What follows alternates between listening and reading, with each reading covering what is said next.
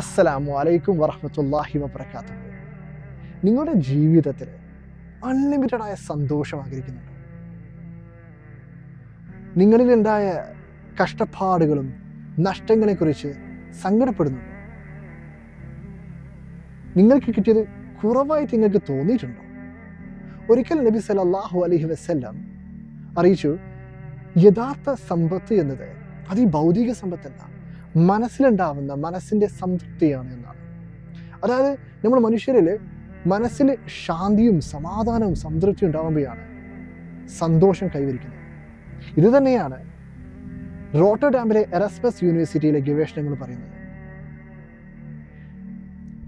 ഈ പരിശുദ്ധ റമദാൻ മാസത്തിൽ നിങ്ങളുടെ മുന്നിൽ ഒരു മഹത്തായ ദുആ അറിയിക്കുക എന്നതാണ് എൻ്റെ ലക്ഷ്യം. അല്ലാഹുമ്മ ഖന്നിഅനി ബിമാ റസഖ്തനി, അല്ലാഹുവേ നീ എനിക്ക് നൽകിയതിൽ സംതൃപ്തി നൽകണമേ. വബാരിക് ലീ ഫീ, അതിൽ നീ അനുഗ്രഹം ഐശ്വര്യം നൽകണമേ.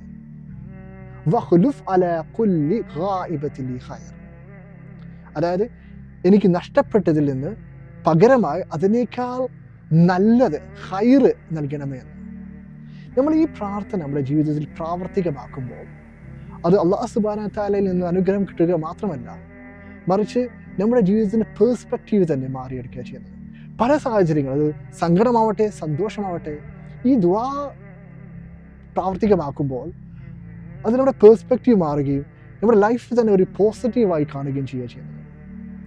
അല്ലാഹു സുബ്ഹാനഹു വ തആല നമ്മളെല്ലാവർക്കും സംതൃപ്തിയും സന്തോഷവും സമാധാനവും ഉണ്ടാവട്ടെ എന്ന് പ്രാർത്ഥിച്ചുകൊണ്ട് ഞാൻ എൻ്റെ വാക്കുകൾ നിർത്തുന്നു. അസ്സലാമു അലൈക്കും വറഹ്മത്തുള്ളാഹി വബറകാതുഹു.